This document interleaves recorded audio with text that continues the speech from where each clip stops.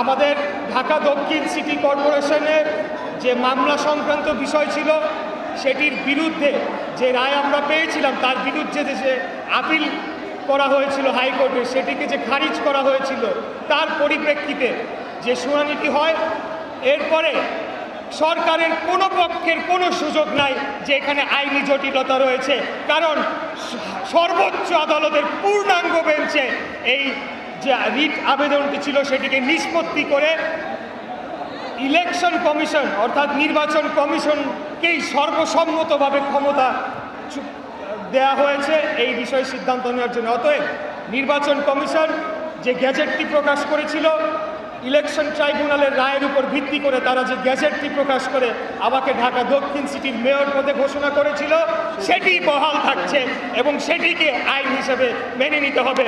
এটাই প্রতিষ্ঠা পেয়েছে সর্বোচ্চ আদালতের এই রায়ের মাধ্যমে।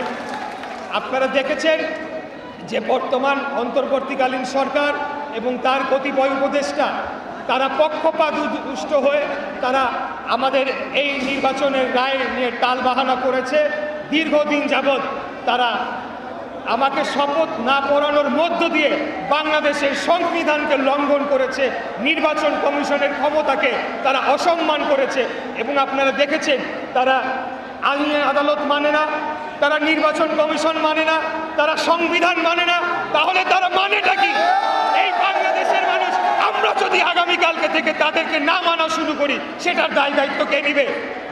তাদেরকে বসানো হয়েছে এই অন্তর্বর্তীকালীন সরকারকে একটি ছাত্র জনতার রক্তাক্ত গণ অভ্যুত্থানের পরে বাংলাদেশের সকল রাজনৈতিক দল এবং শ্রেণী পেশার মানুষ ছাত্রদের উপস্থিতিতে বৈষম্য বিরোধী ছাত্র আন্দোলনের ছাত্রদের নেতাদের উপস্থিতিতে বসানো হয়েছিল যাতে তারা শান্তিপূর্ণভাবে ক্ষমতা হস্তান্তরের যে প্রক্রিয়া সেটিকে সম্পন্ন করার মাধ্যমে জনগণের নির্বাচিত প্রতিনিধিদের কাছে ক্ষমতা হস্তান্তর করে।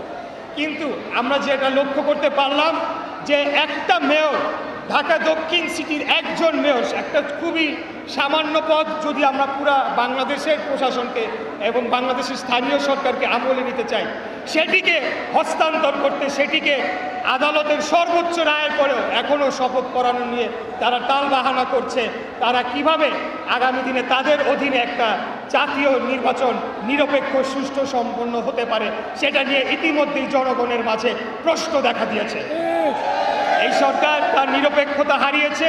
আমি একটু ধারাবাহিকতায় যদি বলতে চাই, আমাদের এই আদালতের রায় এবং গ্যাজেট প্রকাশ করার পরে আমরা যখন সরকারের কাছে বারবার আবেদন জানালাম, বারবার লিখিতভাবে জানালাম, তারা কিন্তু তোয়াক্কা করল না।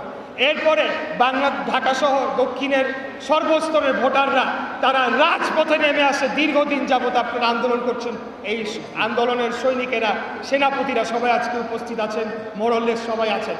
এরপরে আমরা আমাদের দাবি আদায়ে আমরা এখান থেকে বের হয়ে যমুনা ঘেরাও দিয়ে আমরা সেখানে 2 দিন অবস্থান করে যমুনা ঘেরাও দিয়েছিলাম। তখন আমরা কি দেখতে পেলাম? জাতির সামনে একটি নতুন নাটক মঞ্চস্থ করা হলো, এখানে পদত্যাগের নাটকের মাধ্যমে জাতিকে, যেটাকে আমরা এক কথায় বলতে পারি ইমোশনাল ব্ল্যাকমেলের মাধ্যমে একটা নাটক মঞ্চস্থ করা হলো। আমরা এখান থেকে স্পষ্টভাবে বলতে চাই, রাষ্ট্র পরিচালনা কোনো আবেগের বিষয় নয়। এখানে 18 কোটি মানুষের জীবনযাত্রা, জীবিকা নির্বাহ করার বিষয় রয়েছে। অতএব আবেগ দিয়ে এই রাষ্ট্র পরিচালনা যখন মন চায় নিলাম, যখন আমি একটু বেজার হলাম তখন আমি পদত্যাগ করে চলে গেলাম। এই ধরনের কর্মকাণ্ড কিন্তু আসলে জনগণের কল্যাণময় কিছু হবে না, বাংলাদেশের রাষ্ট্রকে কোনো ভালো জায়গার দিকে নিয়ে যাবে না। তাই আমরা বলতে চাই, আজকে পর্যন্ত আমাদের দল বর্তমান অন্তর্বর্তীকালীন সরকারের মাননীয় প্রধান উপদেষ্টা ডক্টর মোহাম্মদ ইউনূস সাহেবের প্রতি পূর্ণাঙ্গ আস্থা রেখেছে বিধায় গতকাল আমার দলের পক্ষ থেকে একটি প্রতিনিধি দল বৈঠক করে এসেছে এবং সেই বৈঠকে আমাদের বাংলাদেশ জাতীয়তাবাদী দলের স্থায়ী কমিটির অন্যতম সদস্য জনাব সালাউদ্দিন আহমেদ সাহেব উনি স্পষ্ট করে আমাদের বার্তাগুলা, দাবিগুলা দিয়ে এসেছেন। ইতিপূর্বে আমরা যখন যমুনা ঘেরাও দিয়ে অবস্থান করেছিলাম তখন কি হলো, এই নাটক মঞ্চস্থ করার পরে আমাদেরকে বলা হলো যে এটার একটা সমাধান হবে এবং আমরা যাতে অন্তত জনদুর্ভোগের কথা চিন্তা করে আমরা রাজপথটা ছেড়ে দিয়েছিলাম, কারোর নির্দেশনায় না, আমরা নিজের সিদ্ধান্তে আমরা তখন ভোগান্তির কথা চিন্তা করে আমরা রাজপথ ছেড়ে আমরা ভেবেছিলাম এই সরকার এটিকে সুরাহা করবে, কিন্তু না। পরবর্তীতে আমরা দেখতে পেলাম যে তারা কিভাবে এই শপথ নিয়ে টালবাহানা করার মাধ্যমে তাদের যে মুখোশ সেটিকে উন্মোচিত করা হয়েছে এবং বাংলাদেশে বর্তমানে অন্তর্বর্তীকালীন সরকার যে নিরপেক্ষভাবে দায়িত্ব পালন করতে পারবে আগামী জাতীয় নির্বাচনের সময়, সেই জিনিসটা শুধু প্রশ্নবিদ্ধ হয় না, সেটা জনগণের সাথে প্রতিষ্ঠিত হয়েছে যে এই বর্তমান উপদেষ্টা পরিষদ দিয়ে সেটি অর্জন করা কোনোভাবেই সম্ভব নয়। তাই আমাদের দলের পক্ষ থেকেও 3 জন উপদেষ্টার নাম বলে আসা হয়েছে যাদের অবিলম্বে পদত্যাগ চাই, যারা দেশ ও জাতির জন্য হুমকি স্বরূপ এবং বাংলাদেশের গণতন্ত্রের জন্য হুমকি স্বরূপ হয়ে দাঁড়িয়েছে, কিন্তু আমরা এখন পর্যন্ত দেখতে পাই নাই তাদের ব্যাপারে কোনো ব্যবস্থা নেওয়া হয়েছে। এখন আমি একজন রাজনীতিবিদ হিসেবে, একজন আপনাদের সহযোদ্ধা হিসেবে কয়েকটি কথাই সরকারের উদ্দেশ্যে বলতে চাই। এই নগর ভবন বিগত 2 সপ্তাহ যাবৎ আমাদেরই নিয়ন্ত্রণে ছিল, আমরাই নিয়ন্ত্রণ রেখেছি, আমরাই দখল করেছি। এই শপথ কার্যক্রম যদি তারা নাও করায়, আমি গিয়ে আমার চেয়ারে বসতে পারি, 2 মিনিটও লাগবে না। ঢাকা শহরের জনগণ বারে বারে আমাকে আহ্বান জানিয়েছে কেন আমি শহীদ মিনারে গিয়ে ঢাকাবাসীকে সাথে নিয়ে শপথ করে দায়িত্ব পালন বা দায়িত্ব গ্রহণ আমি নিজেই কেন নিয়ে নিচ্ছি না। তখন আমরা বলেছি, যেহেতু আমরা একটা নিয়মতান্ত্রিক রাজনৈতিক দল, আমাদের দলের পক্ষ থেকেও আমাদের নেতা বিশেষ করে জনাব সালাউদ্দিন আহমেদ বারবার বিভিন্ন পর্যায়ে যোগাযোগ করেছে। আমাদের আইনজীবী নেতা যারা রয়েছেন, barrister Mahbubuddin Khokon, barrister Kaiser Kamal, barrister Kajal সহ সবাই বারবার নির্বাচন কমিশন এবং স্থানীয় সরকার মন্ত্রণালয়, আমাদের সাবেক সচিব জনাব মুশিউর রহমান সাহেব রয়েছেন, ওনারা বারবার আমাদের পক্ষ থেকে যোগাযোগ করেছেন। কারণ আমরা নিয়মতান্ত্রিক রাষ্ট্র পরিচালনায় বিশ্বাসী, আমরা চাই না কোনো ধরনের একটা বাজে উদাহরণ সৃষ্টি হোক। কিন্তু এই সরকারকে এখন বাধ্য হয়ে বলতে হচ্ছে, আপনারা যদি অবিলম্বে শপথ গ্রহণের অনুষ্ঠানের ব্যবস্থা না করেন, তাহলে ঢাকা শহরের দক্ষিণের ভোটারদেরকে সাথে নিয়ে আমি নিজেই শপথ করে আমি আমার চেয়ার গ্রহণ করব এবং নগর ভবন কিভাবে চলবে সেটা ঢাকাবাসী নির্ধারণ করবে। কোনো বহিরাগত উপদেষ্টা বা বহিরাগত কোনো প্রশাসক দিয়ে এই নগর ভবন পরিচালনা করতে দেওয়া হবে না, হবে না, হবে না। এটাই আমাদের শেষ কথা, এটাই আমাদের শেষ বার্তা। আমি সর্বশেষ যে কথাটি বলতে চাই, আপনারা জানেন যে আমাদের সামনে ঈদ, কোরবানির ঈদকে সামনে রেখে জনভোগান্তির কথা এবং জনগণের যাতায়াতের কথা মাথায় রেখে চিন্তা করে আমরা আমাদের বর্তমান যে নগর ভবন অবরোধ এবং ঘেরাও যে কর্মসূচি, সেটাকে কিছুটা শিথিল এবং কিছুটা বিরতি নেওয়ার সিদ্ধান্ত নিয়েছি। এর পরবর্তীতে ছুটির পরে যখনই আমাদের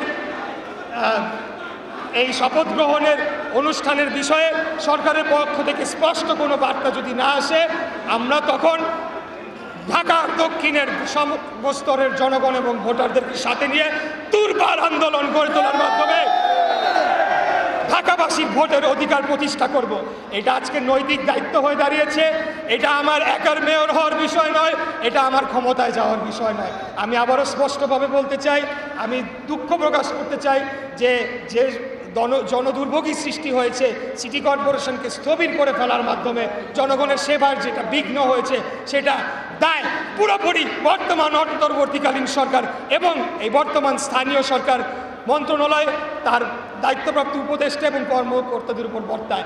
তারা সরাসরি সংবিধান লঙ্ঘন করার মাধ্যমে এই আমার যে শপথ গ্রহণ অনুষ্ঠান সেটিকে না করতে দিয়ে সরাসরি সংবিধানকে লঙ্ঘন করেছে, আইনকে অবজ্ঞা করেছে, সর্বোচ্চ আদালতকে অবমাননা করছে।